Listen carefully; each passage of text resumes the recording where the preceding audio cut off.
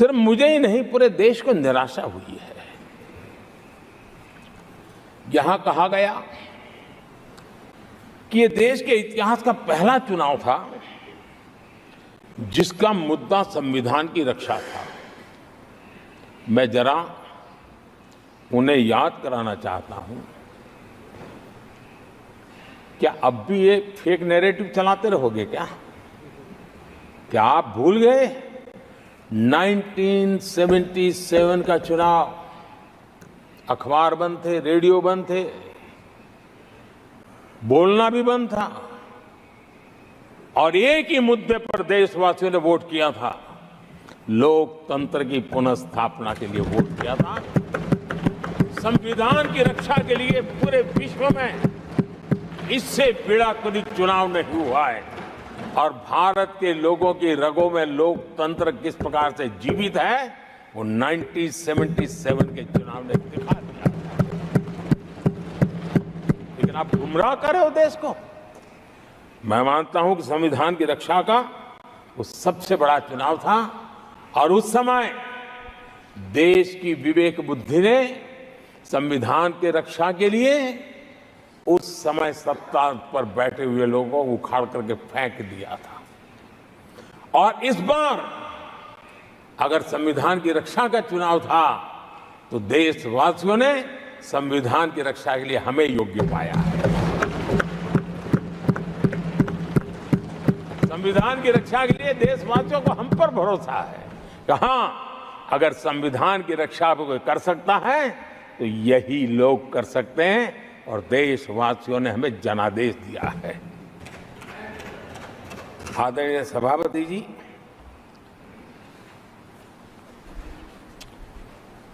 जब खड़गे जैसी बातें बोलते हैं तो जरा पीड़ादायक लगता है, क्योंकि इमरजेंसी के दौरान संविधान पर जो जुल्म हुआ, जो बुलडोजर चलाया गया संविधान के ऊपर, लोकतंत्र की धज्जियां उड़ा दी गई, तब उसी दल के महत्वपूर्ण नेता के रूप में वो उनके साक्षी है, फिर भी सदन को गुमराह कर रहे हैं। आदरणीय सभापति जी, आपातकाल को मैंने बहुत निकट से देखा है। करोड़ों लोगों को कल्पना भार की यातनाएं दी गई है, उनका जीना मुश्किल कर दिया गया था, और जो संसद के अंदर होता था वो तो रिकॉर्ड पर है।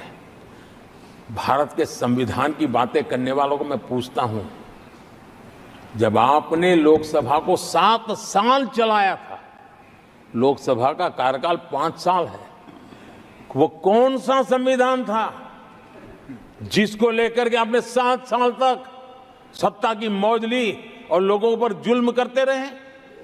और आप संविधान हमें सिखाते हो?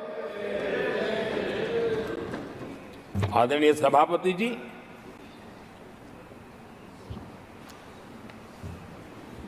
दर्जनों आर्टिकल्स पर, यानी संविधान की आत्मा को छिन्न विच्छिन्न करने का पाप इन्हीं लोगों ने उस कालखंड में किया था।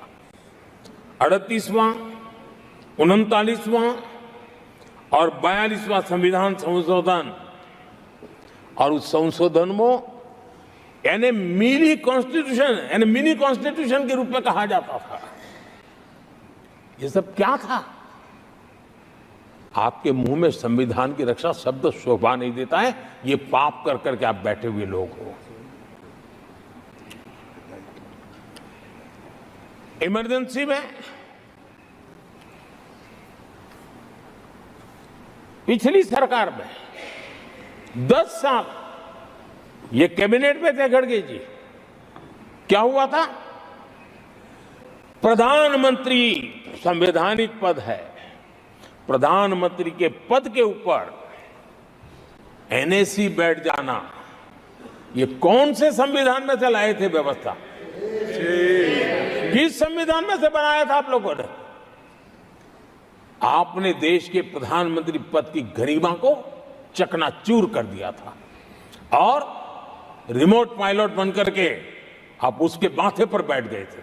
कौन सा संविधान आपको अनुमति देता है?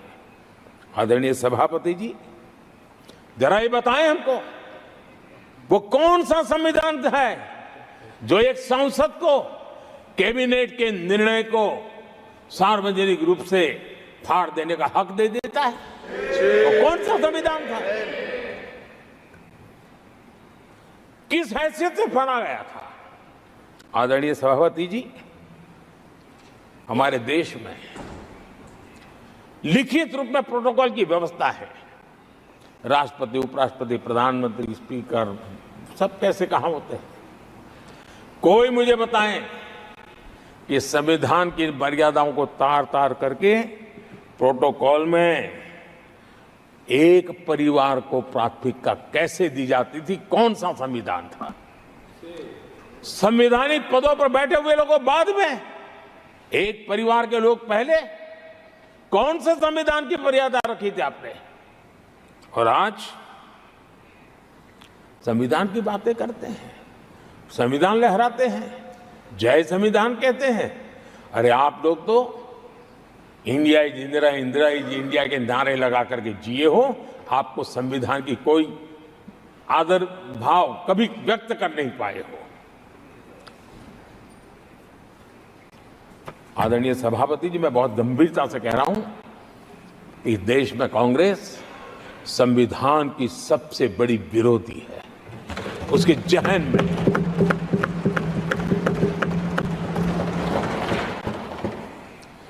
आदरणीय सभापति जी, इस पूरी चर्चा के दरमियान उनको 200-500 साल की बातें करने का तो हक है, लेकिन इमरजेंसी की बात निकले तो वो तो बहुत पुराना हो गया। तो आपके पाप पुराने हो जाते हैं तो खत्म हो जाते हैं क्या? आदरणीय सभापति जी, इस हाउस में कोशिश की गई संविधान की बात करना, लेकिन इमरजेंसी को कभी भी आने नहीं देना। ये चर्चा करने का अनुभव है, लेकिन ये देश, इनके साथ जो लोग बैठे हैं उसमें भी बहुत लोग हैं जो इमरजेंसी के भुक्तभोगी रहे हैं, लेकिन उनकी कुछ मजबूरियां होगी कि आज उनके साथ उन्होंने बैठना पसंद किया है। मतलब अवसरवादिता का ये दूसरा नाम है। संविधान के प्रति समर्पण का भाव होता तो ऐसा नहीं करते। आदरणीय सभापति जी, आपातकाल सिर्फ एक राजनीतिक संकट नहीं था, लोकतंत्र संविधान के साथ साथ ये बहुत बड़ा मानवीय संकट भी था। अनेक लोगों को टॉर्चर किया गया था, अनेक लोग जेल में मृत्यु को शरण हुए थे। जयप्रकाश नारायण जी की स्थिति इतनी खराब हुई कि बाहर आकर के वो कभी ठीक नहीं हो पाए। ये हाल उन्होंने कर दिया था। और प्रताड़ना सिर्फ राजनेताओं की नहीं, आम आदमी को भी नहीं छोड़ा गया था, सामान्य आदमी को भी नहीं। और इनका इतने सारे जुल्म, उसमें इनके लोग भी थे अंदर, उनके साथ भी ये जुल्म हुआ। लेकिन आज भूल, आदरणीय सभापति, वो दिन ऐसे थे कि जो कुछ लोग घर से निकले कभी घर लौट करके